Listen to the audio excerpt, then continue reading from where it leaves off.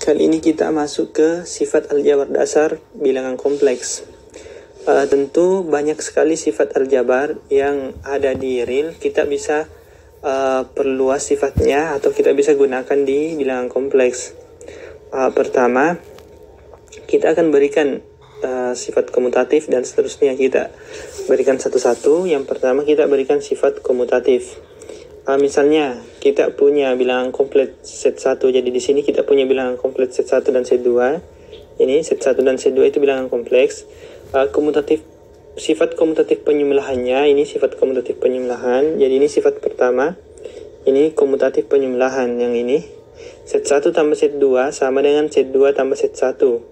Kemudian sifat yang kedua itu komutatif perkaliannya, yaitu set 1 kali set 2 sama dengan set 2 kali set 1. Hal ini serupa dengan yang ada di bilangan real. Saya rasa untuk membuktikan hal ini itu cukup sederhana caranya.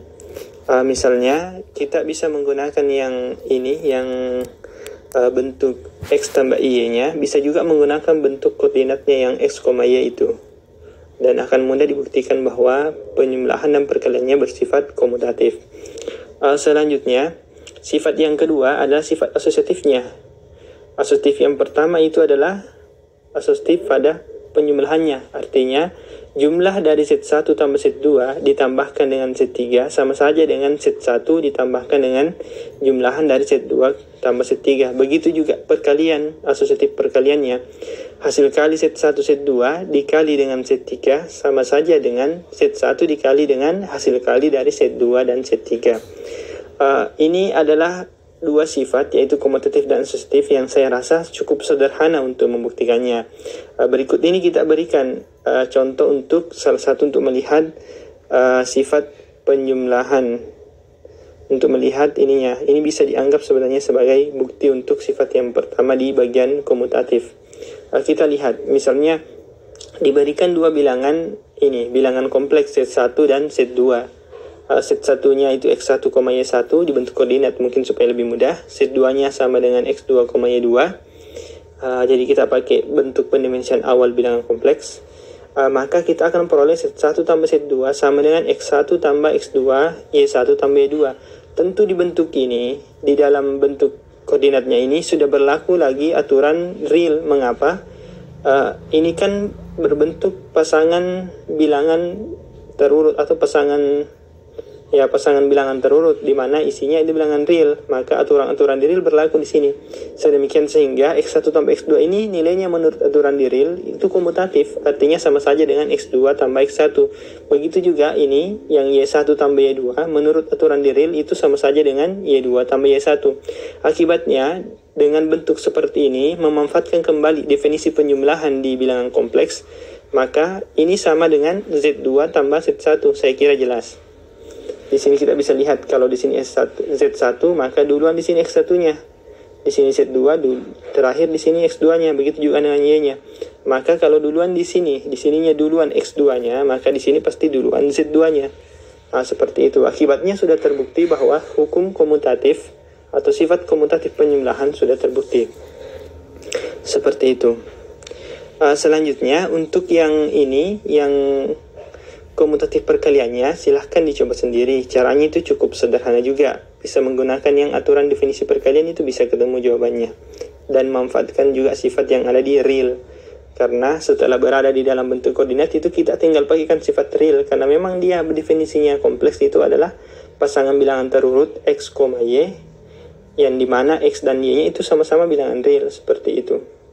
Untuk yang ini, yang asosiatif, caranya juga akan sama. Silahkan dicoba sendiri. Sama dengan yang ini juga asosiatif perkaliannya. Saya rasa itu cukup sederhana. Selanjutnya, untuk lebih menghargai waktu, kita langsung saja melakukan ini, melihat sifat yang selanjutnya, yaitu hukum atau sifat distributif sebagaimana di real. Di sini sifat distributifnya seperti ini. Misalnya kita punya bilangan kompleks. Jadi di sini bilangan kompleksnya adalah Z, Z1 dan Z2. Ini elemen kompleks. Jadi dia bilangan kompleksnya seperti itu. Nanti Z dikali jumlahan dari Z1 tambah Z2 akan sama dengan Z kali Z1 dikali distributifkan saja ke dalamnya, dikali distributif masuk situ, distributifkan Z ditambah Z kali Z2 persis dengan di bilangan real. Berdasarkan sifat komutatif perkalian, untuk perkalian, maka yang dulunya ini sifat komutatif perkalian, simbol I dikali Y itu akan sama dengan Y kali I, dengan cara memandang I ini sebagai suatu bilangan kompleks, Y-nya juga sebagai suatu bilangan kompleks. Jadi misalnya I adalah Z1, Y adalah Z2, maka gunakan ini. Z1, Z2 sama dengan Z2, Z1. Kita bisa tukar-tukarkan komutatif perkalian. Karenanya, ketika kita menuliskan Z sama dengan X tambah YI, seperti yang terdahulu kita lakukan, itu di kondisi tertentu itu lebih kita bisa menuliskannya menjadi Z sama dengan X tambah terbalik ya. Dulunya kita menuliskan Z sama dengan X tambah Y. Sebenarnya itu bisa juga dituliskan Z sama dengan X tambah YI ya, yang mana sajalah yang ini yang mudah. Tapi umumnya itu di buku-buku kalau kita lihat kebanyakan menuliskan seperti ini. Jika kita bicara kompleks, sepertinya lebih mudah ini disebut atau bagaimana lah, lebih terbiasa lah karena ini yang banyak dituliskan orang. Tapi itu tidak ada masalah karena sudah dijamin oleh sifat komutatif perkalian bilangan kompleks. Selanjutnya, dengan hukum asosiatif ini juga, maka ketika kita menuliskan Z1 tambah Z2 tambah Z3, itu tidak akan menjadi masalah meskipun kita tidak menggunakan kurung atau pengelompokan atau asosiatif. Mengapa? Karena ini sudah diberikan di awal. Ini sifat asosiatifnya itu Z1 tambah Z2 dijumlahkan terlebih dahulu, kemudian ditambahkan Z3. Tidak masalah diubah menjadi Z1 ditambah dengan hasil jumlahnya dari Z2 Z3. Makanya menuliskan Z1 tambah Z2 tambah Z3 itu tanpa pakai kurung, itu tanpa menggunakan tanda kurung, itu tidak masalah. Begitu juga halnya dengan perkalian, karena dia juga asosiatif, maka tidak masalah kita tidak pakaikan kurung seperti itu. Maka ini tetap menjadi operasi yang terdefinisi dengan baik. Seperti halnya di bilangan real ya, seperti itu. Bilangan real kan demikian juga. Kemudian kita bisa melihat yang selanjutnya. Di sini diberikan dua identitas. Yang pertama identitas penyembelahan, yang kedua ada identitas perkalian. Sama halnya di real. Identitas penyembelahan di real kan 0, identitas perkalian di real kan 1. Di kompleks ini juga seperti itu. Identitas penyembelahannya adalah 0, di mana 0 ini kan kalau di kompleks bisa ditulis menjadi 0,0. Jadi penulisan 0 sama dengan 0,0 ini sudah biasa. Kita tulis 0 itu sudah berarti bahwa dia 0 sebagai real dan juga 0 sebagai kompleks. Begitu juga dengan 1. 1 sebagai bilangan kompleks itu biasanya ditulis dengan 1,0. Di real ditulis 1, tapi mereka semakna saja artinya. Untuk semua bilangan kompleks ini nanti kita bisa lihat bahwa berapapun bilangan kompleksnya di sini Z. Jadi di sini untuk setiap Z elemen kompleks nantinya berlaku bahwa Z ditambah 0 itu sama dengan Z. 0 ini sebagai identitas penyembelahan. Ternyata identitas penyembelahan di real itu juga yang menjadi identitas penyembelahan di kompleks. Begitu juga dengan identitas perkalian. Z kali 1 sama dengan Z. Ini sifat yang selanjutnya. Ini berlaku untuk semua Z elemen kompleks. Lebih lanjut nantinya, bilangan identitas penyembelahan dan identitas perkalian ini yang secara berurut adalah 0 dan 1, itu sifatnya tunggal. Jadi di kompleks itu tidak ada lagi bilangan lain yang sifatnya seperti mereka ini. Jadi 0 dan 1 itu tunggal di kompleks yang seperti ini modelnya. Hal itu nanti bisa dibuktikan, nanti dijadikan latihan. Ini diberikan di bukunya di latihan 8. Selanjutnya kita akan melihat bagaimana sih operasi pengurangan di bilangan kompleks. Terlebih dahulu kita perhatikan dulu untuk sebarang bilangan kompleks Z sama dengan S, Y. Inverse dari jumlahannya itu bisa ditulis minus Z.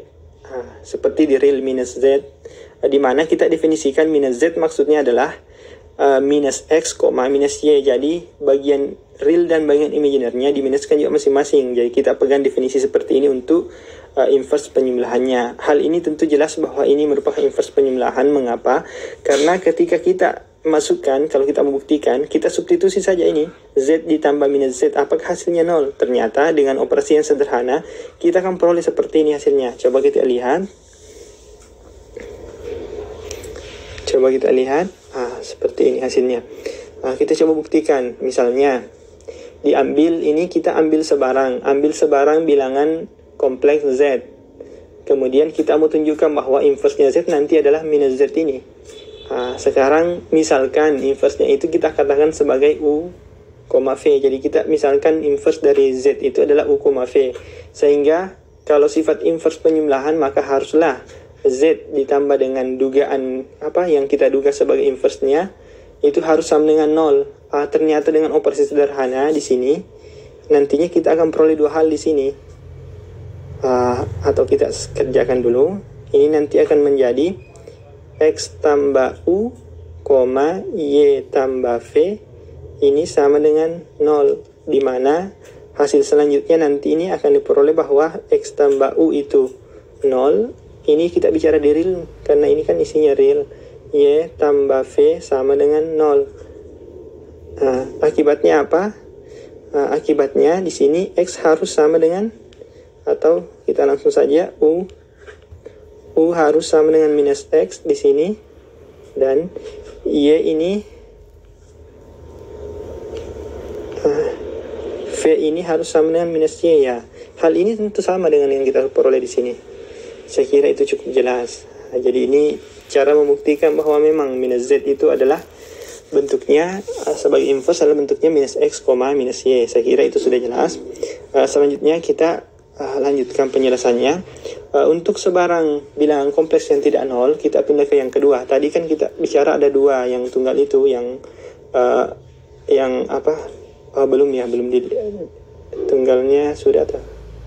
Ini ketunggalannya sudah dibuktikan karena kita ambil UV. Kita akan melihat ketunggalan untuk si bilangan ini, atau kita lihat dulu bentuknya, bentuk inverse perkaliannya. Sekarang misalnya diberikan sebarang Z, X, Y, di mana Z ini yang kita bicarakan yang tidak nol. Sama halnya di real. Untuk yang nol kan real tidak ada inverse perkaliannya.